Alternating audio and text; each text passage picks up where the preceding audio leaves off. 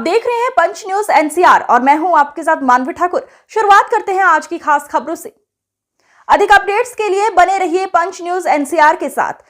Channel को like, share, subscribe करें और बेल आइकन दबाना बिल्कुल न भूलें। अनिता चौधरी हत्याकांड के 21वें दिन राष्ट्रीय लोकतांत्रिक पार्टी यानी कि आरएलपी के सुप्रीमो हनुमान बेनीवाल धरना स्थल पर पहुंचे और उनके आगमन से कार्यकर्ताओं में जोश भर गया। बेनीवाल ने तेजाजी महाराज के दर्शन के बाद पीड़ित परिवार से मुलाकात की और उन्हें न्याय दिलाने का आश्वासन दिया। हनुमान बेनीवाल ने अपने संबोधन में राजस्थान की भजनलाल सरकार पर गंभीर आरोप लगाते हुए कहा कि राज्य में कानून व्यवस्था पूरी तरह विफल हो चुकी है।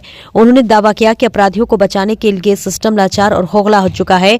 मुख्यमंत्री को चेतावनी देते हुए बेनीवाल ने कहा कि अगर समय रहते पीड़ित परिवार को न्याय नहीं मिलता तो आंदोलन और उग्र किया जाएगा और ये लड़ाई आर पार की होगी। वहीं बेनीवाल ने समाज के पदाधिकारियों और नेताओं पर तंज कसते हुए कहा कि वे केवल मंचों पर बड़े बड़े वादे करते हैं, लेकिन जब किसी महिला के साथ अन्याय होता है तो वे चुप्पी साध लेते हैं। उन्होंने समाज से एकजुट होकर आंदोलन में भाग लेने की अपील की। बेनीवाल ने आरएलपी कार्यकर्ताओं से सरकारी संपत्ति को नुकसान न पहुंचाने और संयम बनाए रखने की अपील की। उन्होंने कहा कि आंदोलन की अगली योजना धरना स्थल से घोषित की जाएगी। यदि सरकार ने अब भी कार्रवाई नहीं की तो तेजा मंदिर परिसर से कलेक्टर, कमिश्नर और सचिवालय तक घेराव किया जाएगा। बेनीवाल ने सरकार पर महिला सुरक्षा को लेकर दोहरे मापदंड अपनाने का आरोप लगाया। उन्होंने कहा कि सरकार महिलाओं के अधिकारों की योजनाओं का घोषणा करती है, लेकिन जब उनके साथ अत्याचार होता है तो मंत्री एक ट्वीट तक नहीं करते। हनुमान बेनीवाल ने कहा कि वह अनिता चौधरी के परिवार को न्याय दिलाकर ही यहां से लौटेंगे। राष्ट्रीय लोकतांत्रिक पार्टी के सुप्रीमो एवं नागौर सांसद हनुमान बेनीवाल ने कहा कि अनिता चौधरी हत्याकांड एक सोची समझी साजिश के तहत हुआ है। यदि सरकार ने परिजनों और समाज की मांगे नहीं मानी तो ईंट से ईंट बजा देंगे और पहले भी सरकार को झुकाया है और अब फिर से सरकार को झुका देंगे। उन्होंने कहा कि पुलिस की संवेदनहीनता है कि उन्होंने पीड़ित परिवार को ही धमकाया है। इस परिवार को पुलिस ने खूब प्रताड़ित किया है। परिवार आज भी न्याय के लिए बैठा है। इस पूरे घटनाक्रम के पीछे कई और लोगों का भी हाथ है। पुलिस ने तेजाजी मंदिर में भी घुसने का प्रयास किया। जब उन्हें कहा गया तो वे रुके और उन्होंने कहा कि सरकार को चाहिए कि इसमें दोषी पुलिस कर्मियों, डीसीपी, एसीपी और थानाधिकारी को तत्काल प्रभाव से निलंबित अथवा एपीओ करें। ये मामला एक जाति का नहीं बल्कि सोची समझी साजिश के तहत हुआ है। हत्याकांड में सीबीआई जांच के बाद कई चेहरे बेनकाब हो जाएंगे, इसलिए सरकार इनकी जांच सीबीआई से करवाए। उन्होंने चेतावनी दी है कि परिजनों की भी जो मांगे हैं उसे त्वरित स्तर पर मांगे, अन्यथा जोधपुर में सर्व राजस्थान समाज के 2 लाख लोग सड़कों पर उतर आएंगे और आंदोलन को गति देंगे। अपराधी हाथ में है, लेकिन कोई भी जवाब नहीं है। देखिए, जो अनीता की निर्मम हत्या हुई है और जिस तरह ये गुत्थी अनसुलझी है और इसके पीछे, पर्दे के पीछे और कई मुलजिम है, कई लोगों का हाथ है। भारतीय जनता पार्टी के कई नेता भी इस मामले के अंदर शामिल है। हम चाहते हैं कि पूरे मामले की सीबीआई जांच, उसके बाद पीड़ित परिवार को जो मुआवजा, अन्य जो मांगे है, और दूसरा डीसीपी, एसीपी और थानाधिकारी इनके सस्पेंशन और एपीओ करने की मांग लगातार पीड़ित परिवार लंबे समय से कर रहा है। दुर्भाग्य से पुलिस ने बार बार धमकाया और तेजाजी के मंदिर में घुसने का भी प्रयास किया। मैंने वहां डांट मारी इन लोगों को। मैंने कहा मंदिर के अगर अंदर घुस गए तो ठीक नहीं रहेगा, लेकिन परिवार को बहुत प्रताड़ित किया। न्याय दिलाने की बजाय इसी परिवार को कोस रहे, तुम्हारी गलती है। और ये संवेदनशीलता नहीं, संवेदनहीनता है। और दुर्भाग्य से पुलिस कमिश्नर यहाँ बैठे हैं, वो भी किसान के बैठे हैं, लेकिन दुर्भाग्य से इस बात को नहीं समझ पाए। और राजस्थान की गूंगी बेरी सरकार 7 उपचुनाव जीतने में लगी थी।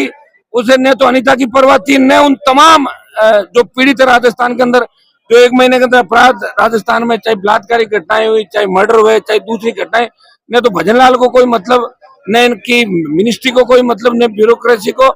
जनता को मरने के लिए छोड़ दिया। आज हम यहाँ आए हैं, ये आर पार की लड़ाई का ऐलान है। या तो सरकार हमारी मांगे मान लेगी, नहीं तो सड़कों पे सरकार से हम निपटेंगे। और सरकार को झुकाना भी जानते, कई बार झुकाया और झुकाएंगे। ये समाज की आस्था के प्रति चोट है और सर्व समाज इस मामले में अनीता, जो स्वर्गीय अनीता है, इसके परिवार को समर्थन देने के लिए कई बार सर्व समाज भी आया। ये जाति का मामला नहीं है, ये पीछे मुलजिम कौन है। हम ये चाहते हैं कि इसका पूरा पर्दाफाश हो। 2 लोग मिलके इतना बड़ा कांड नहीं कर सकते, इसके पीछे पूरा गिरोह है।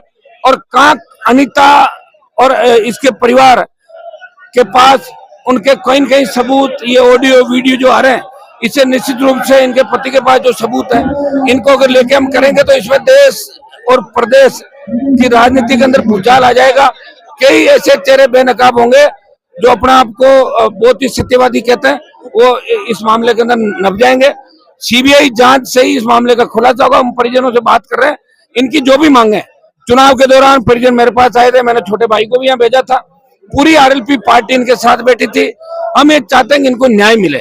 यहाँ डेड बॉडी पे हम राजनीति नहीं करना चाहते, लेकिन दुर्भाग्य देखिए पोस्टमार्टम में इनकी इच्छा के बिना किया और जलाने का प्रयास किया कि अंतिम संस्कार भी कर दें। ये गुंडागर्दी पुलिस की हम नहीं चलने देंगे और इसमें हमारा समाज नहीं, राजस्थान का सर्व समाज साथ है। आवश्यकता पड़ी तो 2 लाख लोगों की रैली भी जोधपुर के अंदर करेंगे और तमाम राजस्थान को जाम करके और अनीता के परिवार को 100% न्याय दिलाएंगे। मैं आ गया हूं, अब किसी तरह की चिंता की आवश्यकता नहीं। मैं धन्यवाद दूंगा इनके पति पुत्र को कि किन परिस्थितियों के अंदर भाई संपत और इनकी पूरी टीम हमारे समाज की जो है बैठी है। ये पहले दिन से बैठे, एम से इनको खदेड़ दिया, धक्के देके निकाला, दूसरी जगह जहाँ बैठे थे वहां से भी पुलिस ने जबरन इनको निकाला और अब मंदिर जो हमारी आस्था का प्रतीक है वहां भी पुलिस ने घुसने का प्रयास किया, जो कतई उचित नहीं है। इसके अंदर हम सरकार से आर पार की लड़ाई के मूड के अंदर है।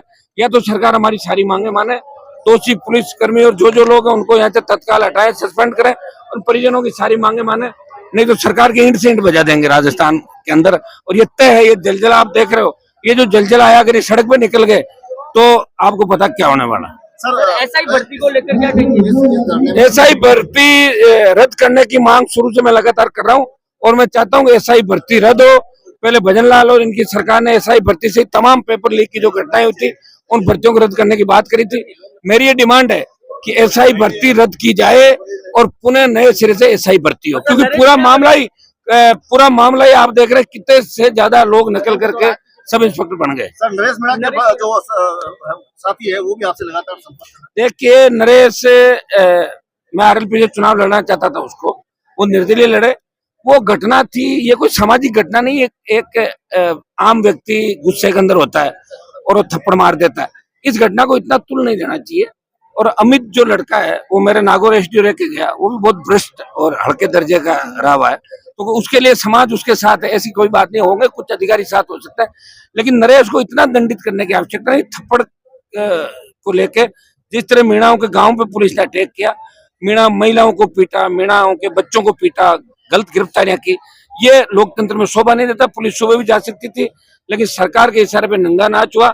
मामला तो अमित और नरेश दो के बीच का था, न तो जाट मीणाओं के बीच का था, न कोई और था। वो परेशान था और उसने एक चांटा उसके जड़ दिया। उससे ज्यादा मुझे नहीं लगता कोई 302 का आरोपी था। लोग तो मर्डर करके भी भाग जाते, पुलिस उनको नहीं पकड़ पा रही है। आपको बताइए राजस्थान में क्या क्या नहीं हुआ, उस समय पुलिस कहाँ गई थी? पुलिस ने रेड करी तो नहीं।